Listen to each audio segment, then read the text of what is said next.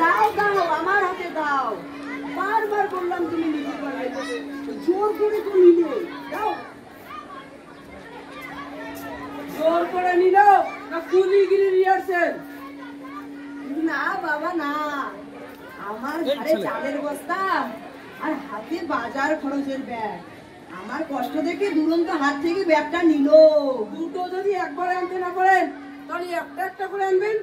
বৌমা তো মানা করেছে, একটা রিক্সায় রেখে যদি একটা নিয়ে বাড়ির ভিতরে ঢুকি আর এই ফাঁকে যদি বাকিটা নিয়ে রিক্সাওয়ালা চলে যায়, তাই বলে আমার ছেলে হাতে ব্যাগটা দিবেন? দুরন্ত যাও, ব্যাগ রেখে ভিতরে যাও, ভবিষ্যতে এরকম কাজ করবে না।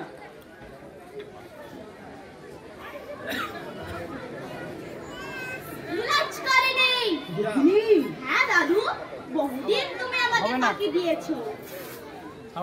আজ বাজার থেকে আমি তোমাকে ফলো করেছি। কে বাবা তোমাকে দাদু বলে ডাকে? পিতার পিতাকে তো দাদু বলেই ডাকতে হবে। পঞ্চম শ্রেণী পড়ুয়া একটি মেয়েকে পালিয়ে বিয়ে করেছিলেন। দুঃখিনী, দাঁড়াও দাদু, উনি তো আমার জন্মদাতার পিতা। বাবা, ও বাবা, জন্মের পর তো কখনো কোলে নিয়ে আদর করে কপালে চুমু খেলে না, এখন তোমার স্নেহ ভরা হাতে আমার মাথায় হাত বুলিয়ে দাও। বাবা এসব কি নাকামি হচ্ছে? নাকামি করে তো ভার্সিটি লাইফে আমার মাকে বিয়ে করেছিলেন। তার মানে? মানে অতীব সোজা। নানা কিন্তু প্রথমে বিয়ের প্রস্তাবে রাজি হননি। কি উল্টা পাল্টা বকছে মেয়েটা? নানা বলেছিল আগে ছেলেটির সঙ্গে মিশতে হবে, উচ্চ ডিগ্রিধারী হলে তো আর ভালো মানুষ হয় না। একজন ভদ্রলোকের বাড়িতে এসে কে আজে বাজে বকছো? ভদ্রতা আপনার সেন কোথায় ছিল যেদিন আমার মাকে বিয়ে করার জন্য একটি চায়ের দোকানে আমার নানার পা দুটি জড়িয়ে ধরেছিলেন? বেয়াদব মেয়ে! বাবা কোনদিন তো আদব শিক্ষা দিলেন না। কে তোমার বাবা? চক্ষু বিশেষজ্ঞ বিশেষজ্ঞ ডাক্তার মুসাম্মদ নুরুন্নাহার বেগম আমার গর্ভধারিণী মা, আর মেডিসিন বিশেষজ্ঞ ডাক্তার ফাইজুল্লাহ আমার বাবা। জানো বাবা, তুমি দ্বিতীয় বিবাহ করার পর থেকে মার পুরুষটাকে দেখেন না। সেটা তার ব্যাপার। পুরুষ জাতির উপর ঘৃণায়। কতবার মাকে বলেছি, মেয়েরা যদি পুরুষদের ঘৃণা করে আর পুরুষরা যদি মেয়েদের ঘৃণা করে তাহলে পৃথিবী অচল হয়ে যাবে। বক্তৃতা না দিয়ে এখান থেকে চলে যাও। চলে যাবো বটে, এখানে থাকার জন্য আসিনি, এসেছি শুধু এক মুহূর্ত তৃপ্তি স্নেহ পাওয়ার জন্য।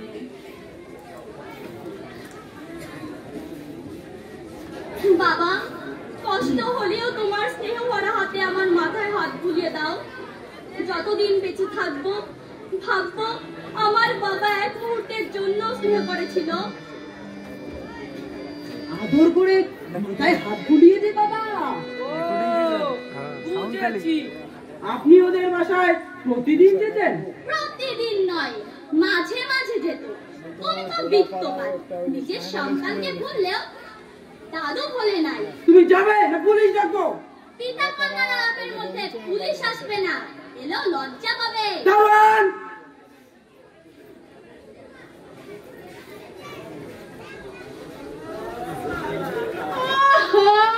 সকালে ঘুমটা নষ্ট করে দিও। সকাল 10টা পর্যন্ত তো একটি বাইরে গিন্নি ঘুমাতে পারে না। কে এই মেয়েটা? ওনাকে জিজ্ঞেস করুন। আমি ঠিক প্রথম পক্ষে দ্বিতীয় কন্যা দুঃখে নেই।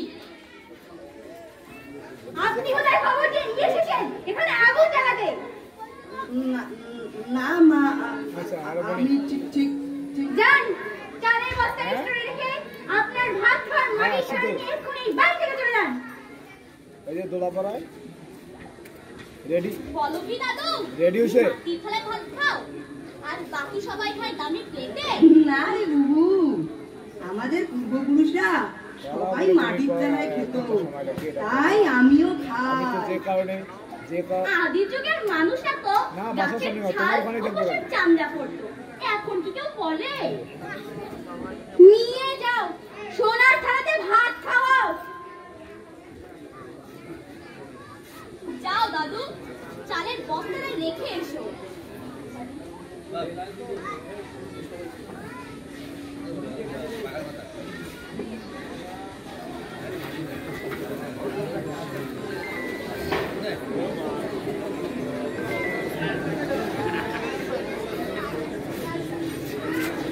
জানো বাবা, আমার জন্মের পর আমি নাকি সবসময় মুখ ভার করে থাকতাম, তাই মা আমার নাম রেখেছিল দুঃখিনী। তুমি থামবে? তোমার প্রথম সন্তান জন্মানোর পর তুমি আহ্লাদে তার নাম রেখেছিলে খুশি। আপা একদিন তোমার কর্মস্থলে গিয়ে তোমাকে পরিচয় দিয়েছিল, তুমি তাকে সান্ত্বনা দেওয়ার বদলে অশ্লীল ভাষায় গালিগালাজ করেছো। পিতার মুখ থেকে অশ্লীল ভাষা শুনে সে বাড়ি যেয়ে গলায় দড়ি দিয়ে আত্মহত্যা করে। চেম্বারে অনেক রোগী আছে, আমাকে যেতে হবে।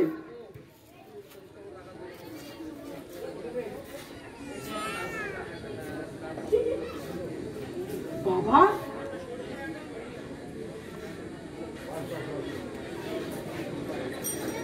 বৌমা তো এখানে বললো, তারপর শোয়ার ঘরে গিয়ে অকথ্য ভাষায় গালাগাল দিল। আমি আর এখানে থাকবো না। বলো কি দাদু, তোমার একমাত্র ছেলেকে ছেড়ে অন্য কোথাও থাকতে পারবে? জানো তোমার বৌমার একটু রাগ বেশি, মনে কিছু করো না।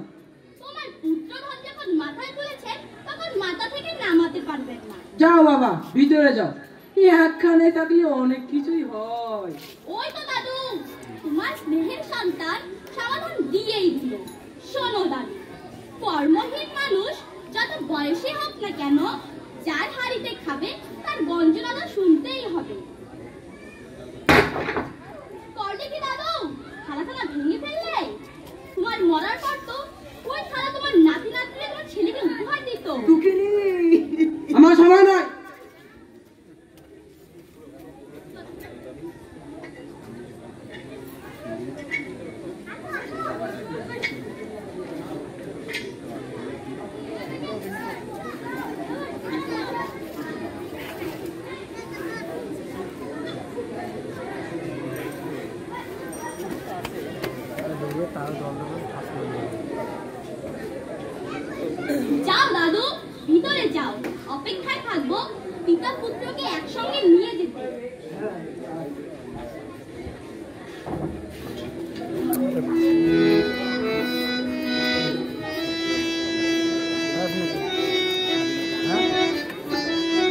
সাতটা পড়ে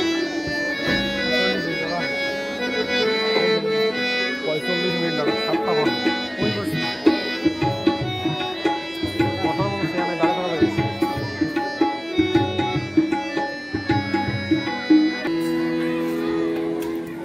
শোনো বাবা, মিলিকে আজ এক ব্যক্তি দেখতে আসবে, তুমি দারোয়ানের রুমে থেকো। কেন? বাড়িতে থাকলে দোষ কোথায়? ওনারা যদি জানতে পারে তুমি প্রাথমিক বিদ্যালয়ের শিক্ষক, তাহলে সম্বন্ধটা ভেঙে যেতে পারে। উনি উচ্চশিক্ষিত মানুষ, তাছাড়া অঢেল ধন সম্পদের মালিক, কয়েকটা ইন্ডাস্ট্রিও আছে ওনার। উনি কি প্রাথমিক বিদ্যালয়ে পড়েননি? প্রাথমিক বিদ্যালয়ের শিক্ষকের নিকট থেকেই তো অক্ষর জ্ঞান লাভ করে, তারপর উচ্চশিক্ষিত হয়। কবিগুরু রবীন্দ্রনাথ ঠাকুর, বিদ্রোহী কবি কাজী নজরুল ইসলাম, এরা কি প্রাথমিক বিদ্যালয়ে পড়েননি? আচ্ছা বাবা, তোমার দারোয়ানের রুমে থাকলে দোষ কোথায়?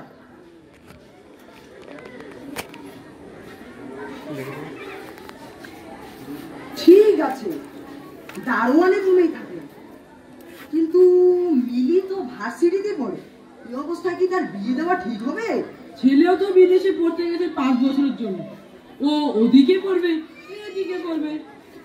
পড়াশোনা শেষ করেই বিয়ে দেওয়া উত্তম। এত বড় একটা সুযোগ পেয়েছি, হাত ছাড়া করবো না। ঠিক আছে।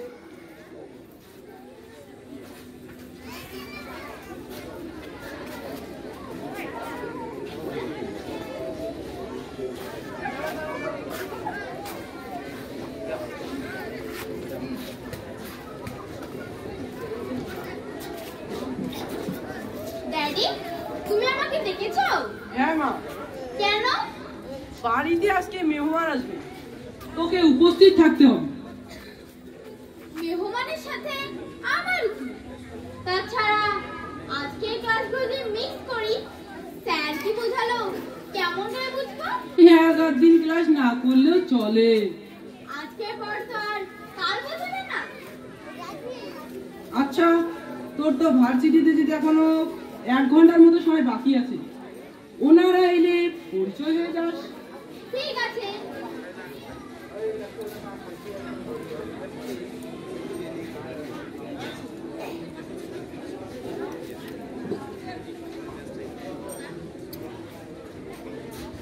হ্যালো খান সাহেব, তাড়াতাড়ি চলে আসো, মেয়েটা ভার্সিটিতে যাবে তো, পড়াশোনা ছাড়া কিছুই বোঝে না। হ্যাঁ, কি বললেন? আপনি রেডি? আপনার মিসেসের একটু বিলম্ব হচ্ছে। বলবেন না ভাই, মেয়েরা কোথাও গেলে দেখবে কোন শাড়ির সঙ্গে কোন ব্লাউজটা ম্যাচ করে।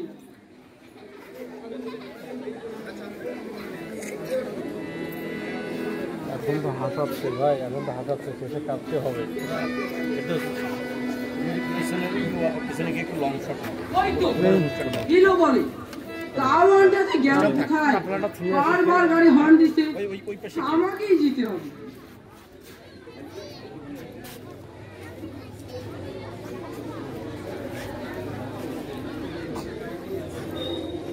আসুন আসুন আসুন আসুন।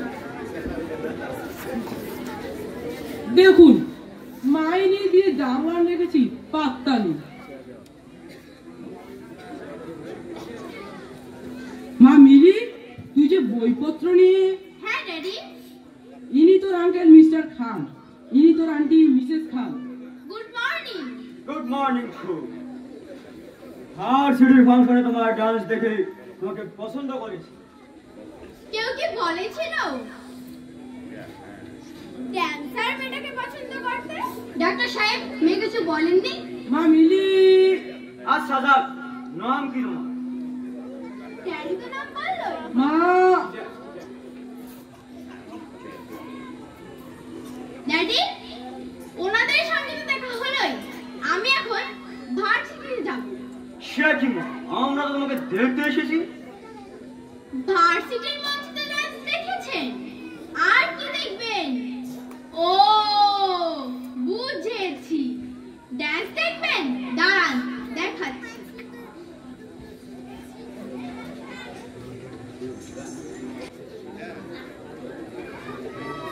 আমরা তো ধ্যান দেখে আসিনি। সোমাকে আমরা বউ করে নিয়ে যেতে এসেছি। ছেলে আমাকে দেখলো না, আমি ছেলেকে দেখলাম।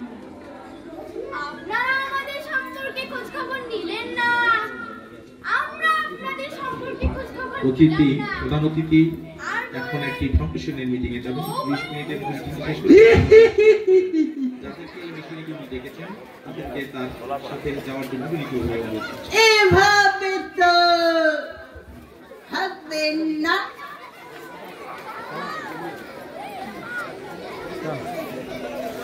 মধ্যস্থতাকারী বিশেষ প্রয়োজন।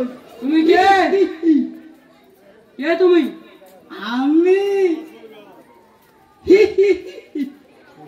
আমি ঘটক ফটকা। এখানে কেন?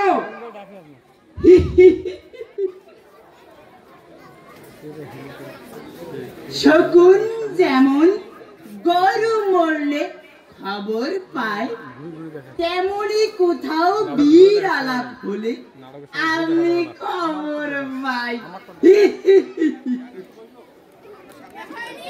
পড়াশোনা অবস্থা আমি বিয়ে করবো না। দেখো মা, আমাদের ছেলেও তো বিদেশে পড়াশোনা করতেছে। 7 দিনের জন্য ওকে ডেকে এনে বিয়ে দিয়ে দিও, তারপর তোমরা উভয়ে পড়াশোনা করবে। নদীর পার কহে সারিয়া নিঃশ্বাস, ওই পারতে সর্বসুখ আমার বিশ্বাস। তুমি কি যাবে? যাব মানে আপনার বীর, আপনার পিতা পিতামহ 14 পুরুষের খবর নিয়ে দেখুন। এই ঘটক ছাড়া বিয়ে হয়েছে না? ঘটক লাগবে না। কাহিনী যখন শুরু, জবনিকা না দেখে যাওয়া যায়। দেখো মা, আমাদের ছেলে বিদেশ থেকে ফিরে না আসা পর্যন্ত তুমি আমাদের ওখানেও থাকবে এবং এখানেও থাকবে। 5 বছর বিদেশ থেকে ফেরার সময় যদি সাথে একটা বিদেশিনীকে নিয়ে আসে, আলবাত বিন্দু মাত্র মিথ্যে নহে। আমি করবো না। ঠিকই বলেছি। এই ঘটক ব্যতি রেখে এই বিবাহ যে অসম্ভব। চল ডাক্তার সাহেব।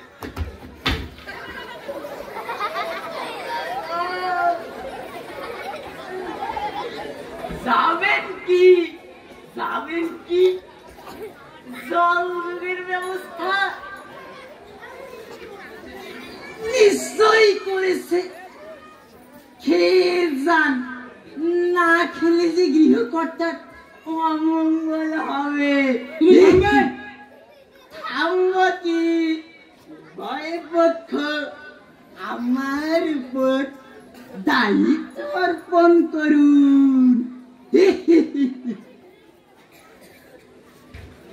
ভাটকালিতে আমার 57 বছরের অভিজ্ঞতা। তাহলে তোমার বয়স কত? পিতা মাতা তোমার লিখে রাখেনি? ধরুন 35-36 হবে। তাহলে কি তুমি তোমার মায়ের বেড়েই থাকতে ভটকালি শুরু করেছো? বয়স এক জিনিস, আর অভিজ্ঞতা আর এক জিনিস। ভিতরে চলুন। না না, আর ভিতরে যাব না। বলেন কি? ঘটনার কেবল সূত্রপাত, তাতেই হাল ছেড়ে দিলে তো চলবে না। চলুন। চলুন। ব্রেকফাস্ট শেষে বিদায় লগ্নে উভয় পক্ষের বকশিস আমার হস্তগত হইবে। তোমাকে তো আমরা কেউ ডাকিনি। শুভ কাজে বিদায় লগ্নে অতিথিকে যে ফেরানো যায় না, চলুন চলুন চলুন চলুন চলুন।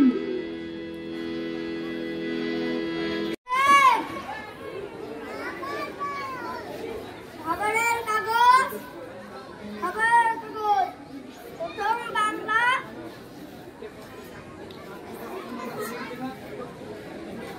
প্রথম বাংলা ইত্তেফাক, প্রথম আলো, দৈনিক বাংলা ইত্তেফাক। কাগজ দিয়ে আমাকে সাহায্য করুন।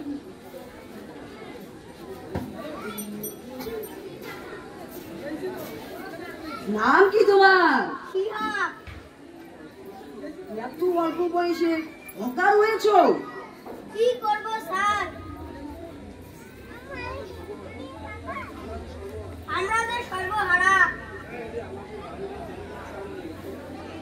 জনি ব্রিজ আমাদের বাড়িঘর সব ডুবিয়ে নিয়ে গেছে।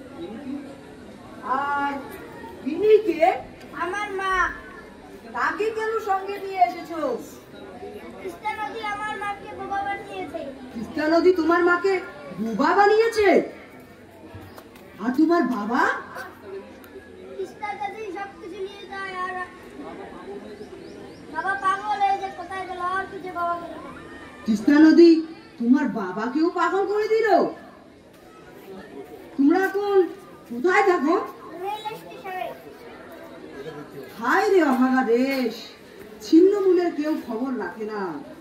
দাও একটা প্রথম আলো পত্রিকা দাও।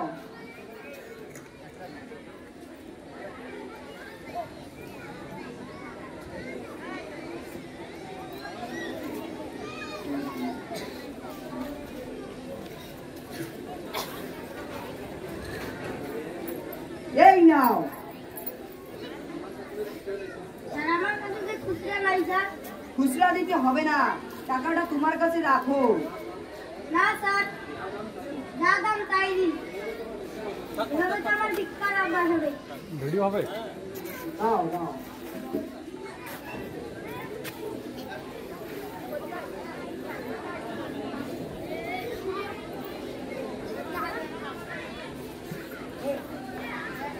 এই নাও।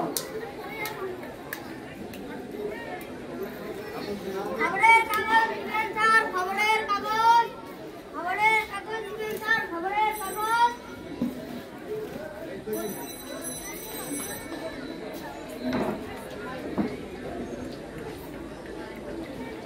দাদু, কোথায় যাও? ওই যে বট গাছটা দেখা যায় ওখানে। ওখানে কেন? প্রত্যহ আমরা 4 জন বন্ধু একত্রিত হই। এই বয়সে আমার বন্ধু? আরে বুবু, একজন আমার শিক্ষকতা জীবনের বন্ধু আর বাকি দুজন স্কুল জীবনের বন্ধু। সেখানে কি করো? অতীত স্মৃতি নিয়ে আলোচনা করি।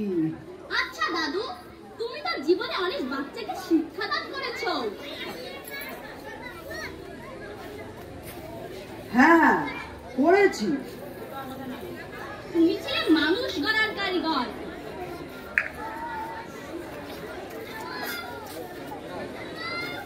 লোকে তাই বলে। নিজের জন্য তো কিছুই করতে পারোনি। তোর বাপকে ডাক্তারি পড়াতে জমি জমা ছিল, তাও শেষ করেছি। ভেবেছিলে ছেলে বড় ডাক্তার হয়ে অঢেল টাকা রোজগার করবে, বড় অট্টালিকা তৈরি করবে বসবাসের জন্য, চাকর বাকর থাকে তোমার যত্ন নেওয়ার জন্য। না রে বুবু,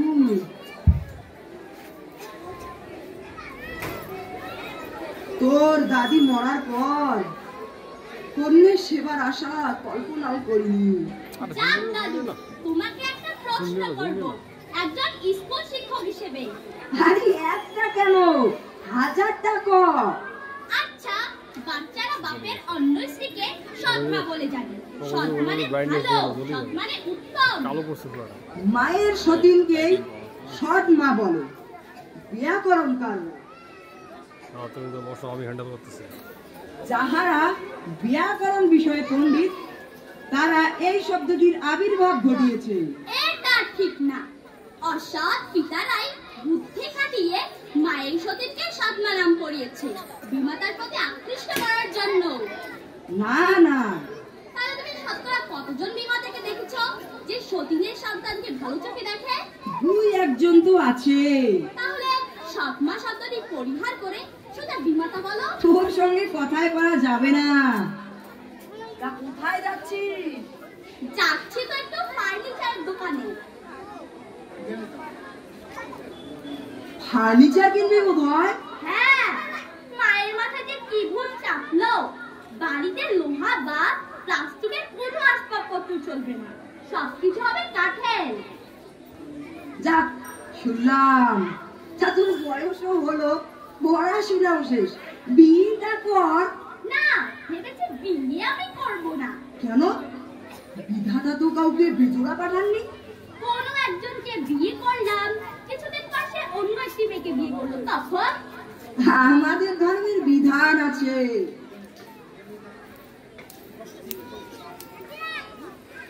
একসঙ্গে 4 জন স্ত্রী রাখার জন্য।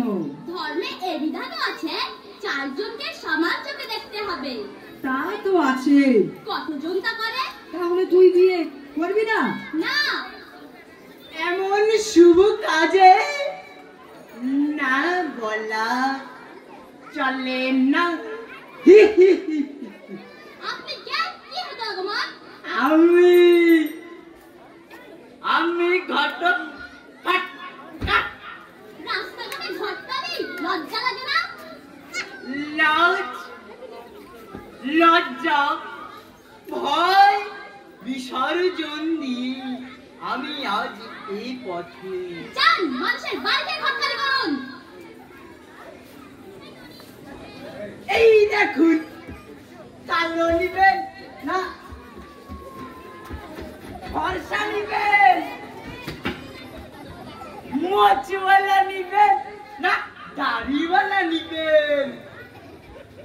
113টা ফটো এখানে আছে। আর এই দেখুন 226টা মেয়ের ফটো, কালো ফর্সা মোটা বেটে লম্বা ব্রয়লার মুরগির মতো চেহারা। এই দেখুন, কেহ স্বামী পরিত্যক্তা, আবার কেহ বিধবা। ওহো, এগুলি কে লিখেছে? 5 দিন আপনার ছবিখানা ক্যামেরা বন্দি করে রাখি। আরে ও তো বিয়ে করবে না। বিয়ের আগে বাঙালি মেয়েরা এরকমই বলে। তুমি যাও, অযথা কথা বলিও না। কেন? ভাওয়াইয়া শিল্পী রথীন্দ্রনাথের কণ্ঠে শোনেননি, যৌবন চলিয়া গেলে আর তো ফিরে আসে না। এখানে যাবে লাগা ধাক্কা দেব।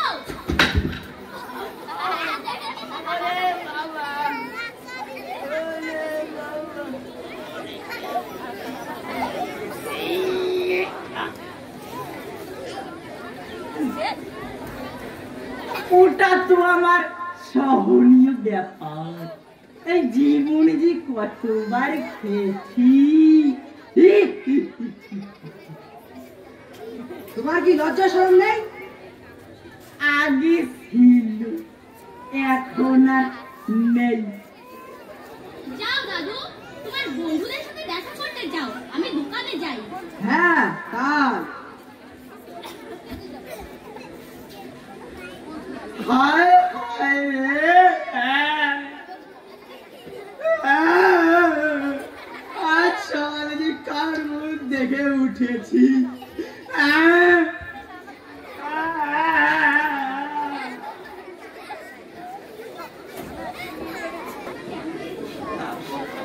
খগেন্দ্র,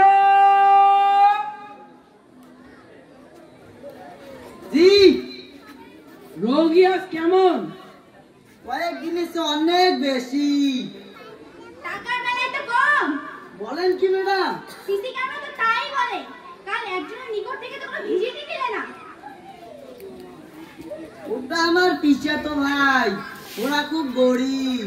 গরিবের রোগ হয় কেন? ওরা সরকারি হাসপাতাল দেখেনি? আমি এখানে আছি তাই।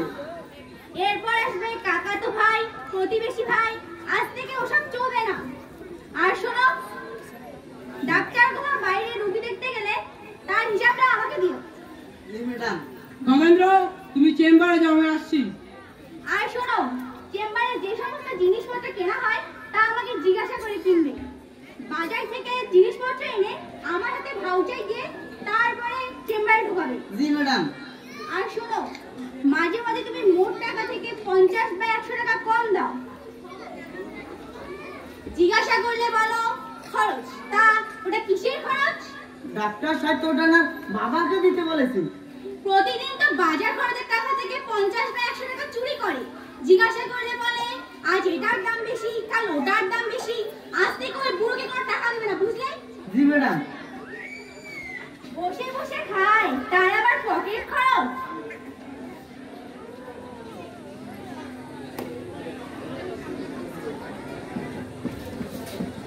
লেখাপড়া শিখলে তো খরচ হবে। এটা আবার কিসের বাহানা? রোমা, দুরন্ত বললো তার স্কুল ব্যাগটা নাকি ছিঁড়ে গেছে, আজই একটা নতুন ব্যাগ কিনতে হবে। ব্যাগ কিনে ওদের কত টাকা মারবেন? রোমা, আমার নাতির ব্যাগ কিনে আমি টাকা মারবো এ কথা তুমি বলতে পারলে? তা না মারলে বাজারে গিয়ে কিভাবে চা নাস্তা খান? বাজারে তো আমি কোনো কিছুই খাই না। শুধু ধান শুকেন? রোমা, বসে বসে তো খান, সংসারের হিসাব কি রাখেন? সংসারের হিসাব তো রাখবে তোমরা। বাপ ছোটবেলায় সন্তানদেরকে খাওয়াবে, আর সন্তানরা বড় হলে বৃদ্ধ বাপ মাকে খাওয়াবে। এটাই তো দুনিয়ার নিয়ম। ছেলেকে কত ধান সম্পদ দিয়েছেন যে বসে বসে খাবে? আমার জমি জমা ছিল, তাও শেষ করেছি ফয়জুল্লাহকে বড় ডাক্তার বানাতে। তর্ক করতে তো ভালোই পারে। যান, আজ থেকে দূর থেকে ড্রাইভার স্কুলে নিয়ে যাবে, নিয়ে আসবে। ঢং করে আপনাকে গাড়িতে বসে হাওয়া খাওয়া লাগবে না। প্রত্যেকটা বাচ্চার অভিভাবক তো যায়, ড্রাইভার তো আর স্কুল ছুটি হওয়া পর্যন্ত থাকবে না। ছুটির সময় ড্রাইভার গাড়ি নিয়ে যাবে। আর যদি হঠাৎ করে 2-1টা ক্লাস হয়ে স্কুল ছুটি দেয়? আমি হেডমাস্টারের সাথে কথা বলে রাখবো। এরকম ছুটি হলে তিনি আমাকে ফোন করে জানাবে। ঠিক আছে।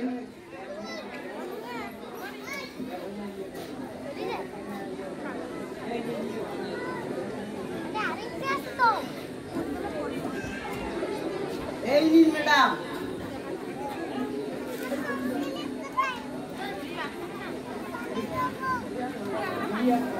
হিসাব ঠিক আছে তো? জি ম্যাডাম। আর শোনো, ডাক্তার কোথাও বাইরে রুগী দেখতে গেলে তার হিসাবটা আমাকে দিও। জি আচ্ছা ম্যাডাম। দেখি কিভাবে তোমার বাপকে টাকা দাও।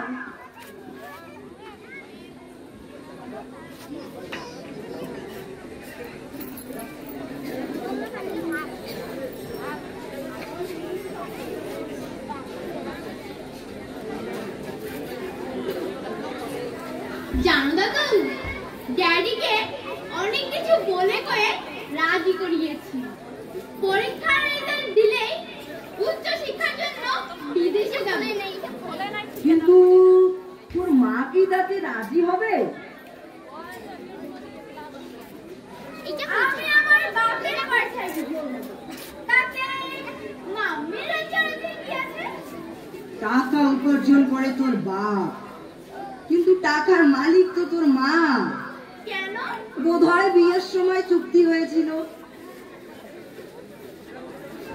আমি আজই মাম্মিকে জিজ্ঞেস করবো। আরে বাবু, জিজ্ঞাসা করলে যে কলহ বাড়বে। কলহ বাড়ে বাড়ুক। সংসারে কলহ বাড়লে যে গৃহকর্তার অমঙ্গল হয়। ঠিক আছে দাদু, তুমি যখন বলছো বলবো।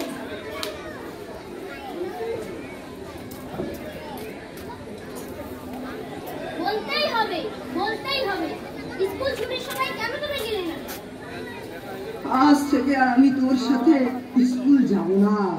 কেন? আমি তো আর স্কুলে পড়ি না। জানো দাদু, স্কুল ছুটির পর স্কুলে তোমাকে দেখলে আমার সমস্ত ক্লান্তি দূর হয়। হোক, তবু আর যাব না। দিদি তোমার হবে। আর আমার যখন যমুনার যাবে, শাস্তি দেওয়া হবে। কি শাস্তি? তুমি ঘোড়া হও, আমি তোমার পিঠে চড়বো। ও, আইলে।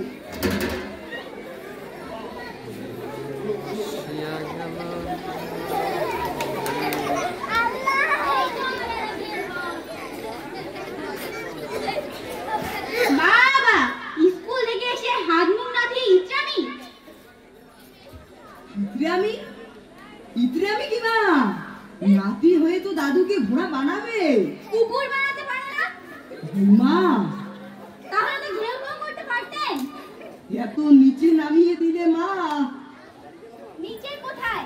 ঘোড়াও পশু, কুকুরও পশু।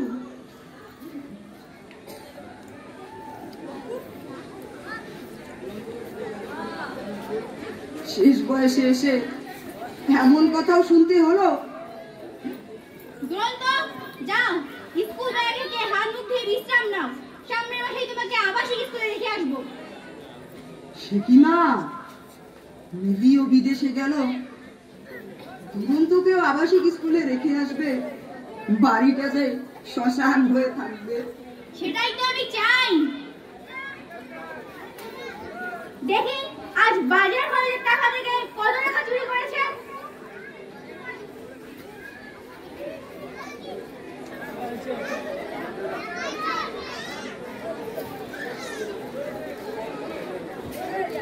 এগুলো কি?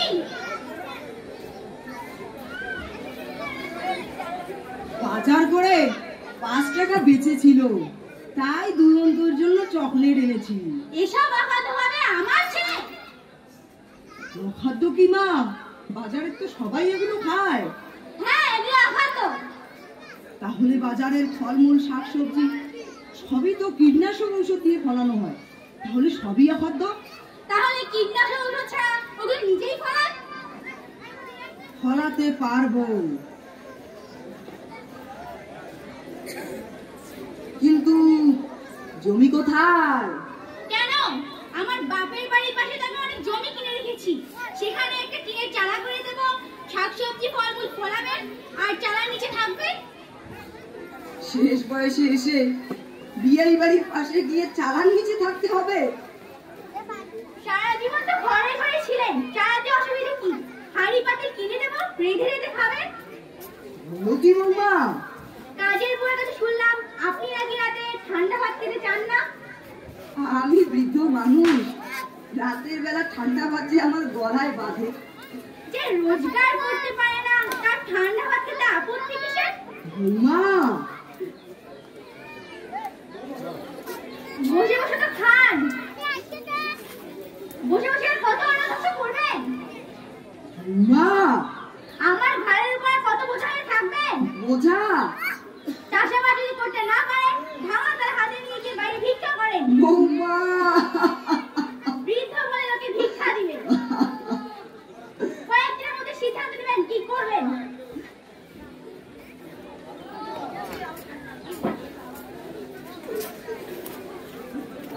সিদ্ধান্ত নিতে হবে।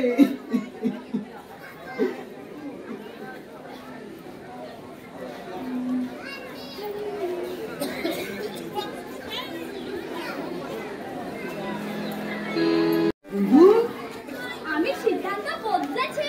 কি সিদ্ধান্ত বদলেছিস? তোমাকে যে একদিন বলেছিলাম আমি বিয়ে করব না, হ্যাঁ বলেছিলি। এখন আমি বিয়ে করব। ওই তেঁতুল তো, কিন্তু গুড় দিলে টক মিষ্টি দুটোই লাগে। দিলে কি করে? বাড়ি তো খায়। বাড়ি এলাকায় আর কাজ করে বলছো? সে একজন কাঠমিস্ত্রি। একজন রাজমিস্ত্রিকে বিয়ে করবি? ভেবো না দাদু, সে উচ্চ শিক্ষিত। ঘুষ দিয়ে চাকরি করতে হয় বলে সে কোনো চাকরির দরখাস্ত করেনি। তারপর তারপর সে একটি ছোট কাঠের হাড় দিল। একজন মিস্ত্রি ও হেল্পারদের কাজ শুরু করলো। মিস্ত্রি আর হেল্পার তো রাখতেই হবে। এভাবে ব্যবসায় মানুষের আস্থা ভাজন হয়ে যায়। সৎভাবে করলে তা হবে। একদিন সে চিন্তা করলো নিজেকে কাঠমিস্ত্রি হতে হবে। চেষ্টার অসাধ্য কিছুই নেই। এখন সে একজন দক্ষ কাঠমিস্ত্রি। তা তো হবে। ব্যবসাও জমজমাট। ভালো। জানি দাদু, তুমি প্রত্যহ তোমার বন্ধুদের সাথে দেখা করতে চাও, তাই তোমাকে কথাটা বলতে এলাম। তোমার সবকিছু বোঝার বয়স হয়েছে। দাদু হিসেবে আমাকে কথাটা বলতে এসেছো, এতেই আমার মন আনন্দে ভরে গেল। বাবা থেকেও নেই। দুঃখ করিস না, আমি তো আছি। আগের প্রস্তাবটা আমি তাকে দিব। হবে না।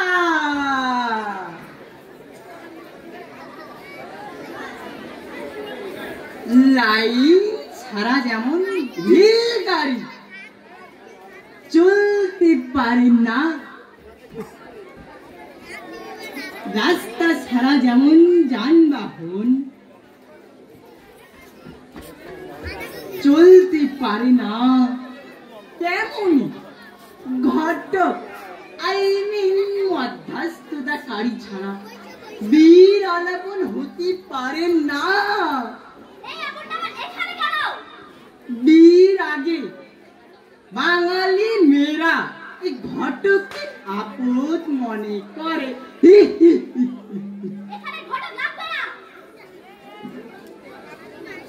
কাহিনী যখন শুরু, জবনিকা না দেখে কি যাওয়া যায়?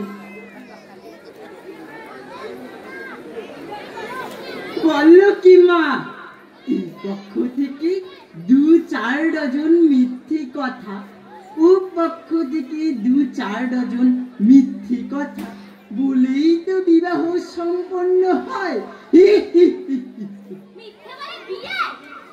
তা না হলে তো কোনো পক্ষই সন্তুষ্ট হয় না।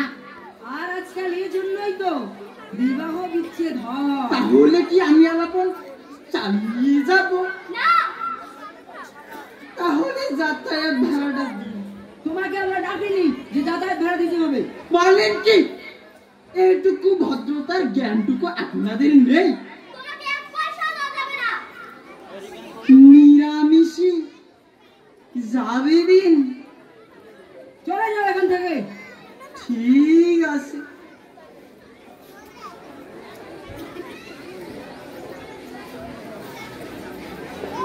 শোনো বাবু, তোমাকে আমি একটা কথা বলবো বলবো করে বলিনি, আজ বলবো। বলো। আমার রিটায়ারমেন্টের টাকাগুলো আমি ব্যাংকে জমা রেখেছি, ভাবছি সেগুলো ব্যাংক থেকে তুলে আমি তোকেই দেব। তা হয় না, তোমার ছেলেকেই দাও। একমাত্র ছেলে হিসেবে এটা তারই হক। তোরা তোর ছোট স্ত্রী একদিনই নিয়ে নেবে, তোর মা আর তুই বঞ্চিত হবি। বাপি যখন চোখ তুলে তাকায় না, তখন দাদু অর্থের উপর লোভ নেই। তাহলে আমি এখন কি করব? ইদানিং ফয়জুল্লাহর চোখের সমস্যা, প্রাইভেট চেম্বারও বন্ধ করে দিয়েছে। যাও দাদু, অনেক কথা হলো। বিয়ের দিনক্ষণ ঠিক হলে তোমাকে দাওয়াত দিতে আসবো। হ্যাঁ বলিস কি রে, আপন জনকে দাওয়াত দিতে হয় না, ওই 3 তারিখ বললেই হয়। ঠিক আছে।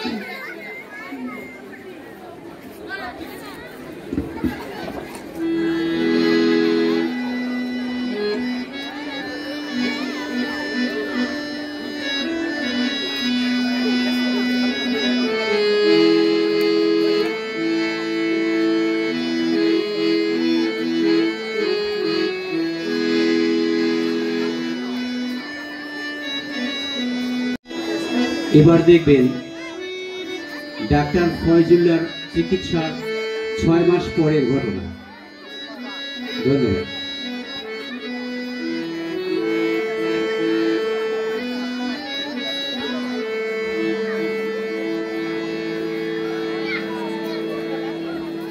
ভেবেছেন এখানে দাওয়াত খেতে এসেছেন? বসে বসে দুবার পেটা খেয়ে যাবেন? বৌমা, আপনার ছেলে চিকিৎসা করাতে করাতে আমার হাতের পুজোর সমস্ত শেষ। প্রয়োজনে কয়েকটা বাড়ির মধ্যে একটা বাড়ি বিক্রি করে ফজল লেগে বিদেশে পাঠাও। বাড়িগুলো সব আমার, তা বিক্রি করে একটা অন্ধের জন্য? বাড়িগুলো না হয় তোমার নামে, কিন্তু টাকা উপার্জন করেছে ডাক্তার ফয়জুল্লাহ। তার কোনো ডকুমেন্ট আছে? আর জমি জমা কিছুই তাই নেই। নেই। তাই আমি মনস্থির করেছি একজন অন্ধ তার বৃদ্ধ বাবাকে বসায় বসায় পুষতে পারবো না।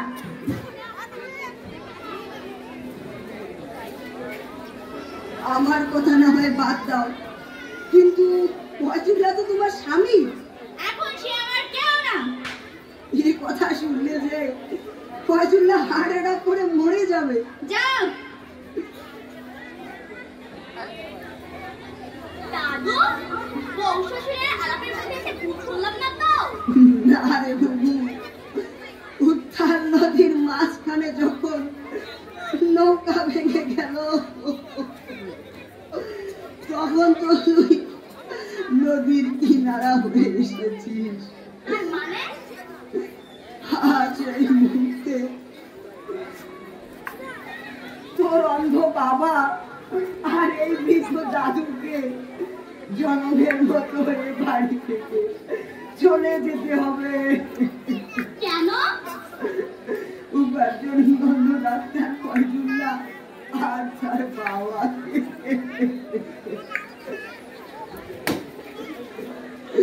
বাড়িগুলো বৌমার নামে।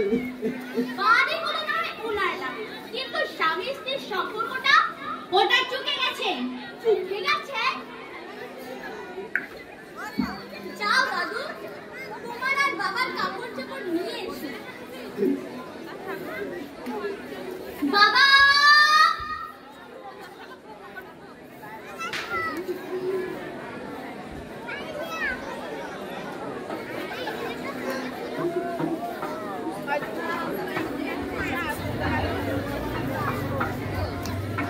কে ডাকে লুৎফা?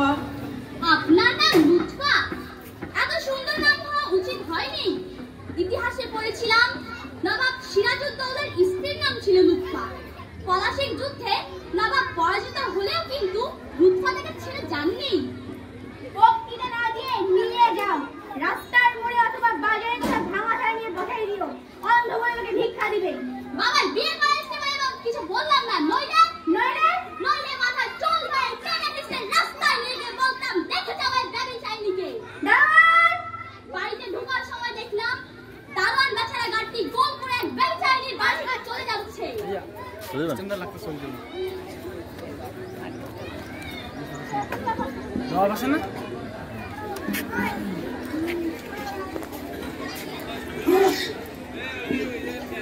তারিখ সব ঠিক হয়ে এখন ডিসিশন নিলাম, আমার বাবার দৃষ্টি শক্তি না ফেরা পর্যন্ত আমি বিয়ে করবো না।